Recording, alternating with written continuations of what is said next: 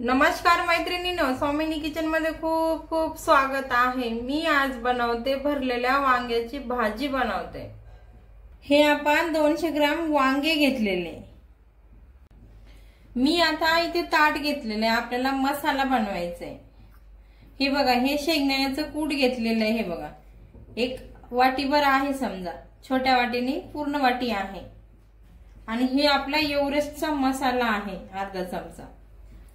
आणि हे जे ठेचा आहे ना, याच्यामध्ये हिरवी मिरची, लसूण, जिरे आणि मीठ हे टाकून मी ठेचा वाटलेला आहे।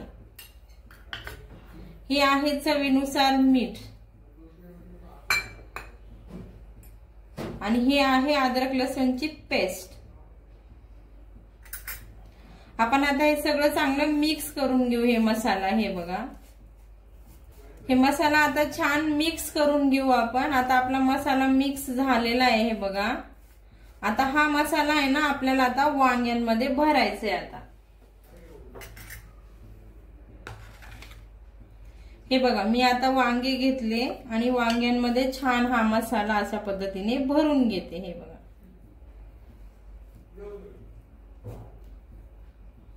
मी सगळेच वांगे आहे ना अशा पद्धतीने मसाल्यामध्ये भरून घेते। आता बघा, मी आहे ना सगळे अशा पद्धतीने आपले वांगे भरून घेतलेले आहे मसाल्यामध्ये। हे बघा बघा, मी आता इथं पॅन ठेवले। पॅन मध्ये 3 चमचे तेल टाकले। तेल तुमच्या आवडीनुसार टाका। आपलं तेल गरम झालेलं आहे, आपण त्यामध्ये हे जिरे मोहरी सोडू। हे बघा,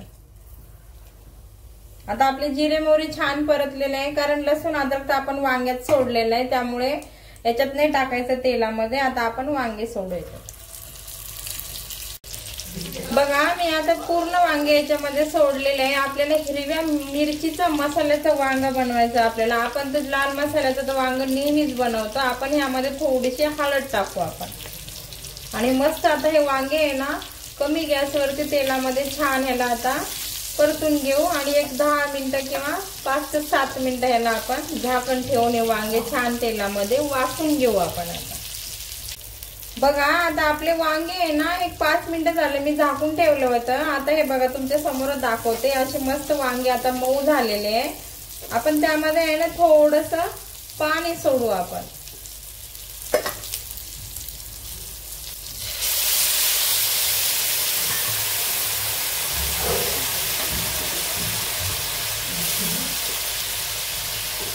हे चांगलं मिक्स करून घेऊ आपण। परत याला झाकण ठेवून वाफून घेऊ।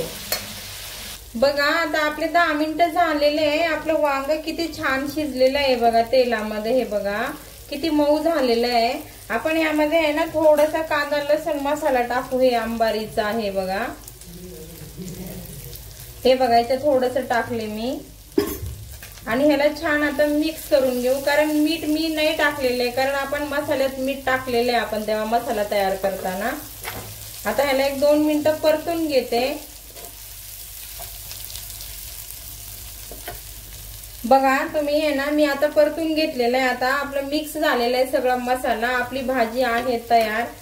बघा किती छान बनवले मी। आणि सध्या मार्केटला हिरवे हिरवे छान वांगे यायला लागल्यात। आपण मस्त वांग्याची भाजी बनवायची। आणि छोटे छोटे वांगे आहेत, हे बघा मी किती छान बनवले।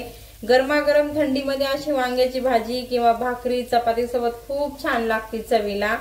मी बनवलेली पद्धत जर तुम्हाला आवडली ना, तर नक्की मला लाईक करा, कमेंट करा, सबस्क्राईब करा।